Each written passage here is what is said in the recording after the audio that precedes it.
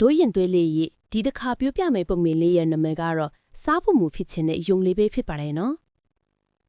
နေ့တိုင်းမုံလာဦးကိုအစိမ့်လိုက်ပေးစားနေရတယ်လို့ယုံလေးကသူ့ကိုယ်သူပြောလိုက်တယ်ငါမုံလာဦးနီအစိမ့်တွေကိုငင်းဝိတ်ညီပြီဒီဟာတွေကိုပိုကောင်းအောင်ငါဘာလုပ်နိုင်မလဲအဲ့ဒီနေ့လယ်မှာ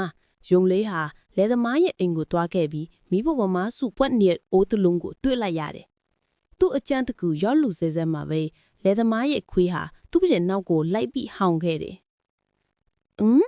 လို့ယုံလေးကစဉ်းစားလိုက်တယ်အခုငါဘာတလို့တင်လဲယုံလေးဟာမုံလာဦးနီလီကိုနေပူထဲမှာထားခဲ့ဖို့စူးစမ်းကြည့်လိုက်တယ်ဒါပေမဲ့မုံလာဦးနီကဟာအရင်အတိုင်းပဲအစိမ့်လိုက်ပဲရှိနေခဲ့သေးတယ်ပြီးတော့သူဟာမုံလာဦးနီကိုမီးထဲမှာထဲဖို့စူးစမ်းကြည့်လိုက်တယ်သူ့မီးကြည့်လိုက်တော့ခါနေတယ်သူဟာဘာလို့ရမလဲဆိုတာကိုစဉ်းစားနေတယ်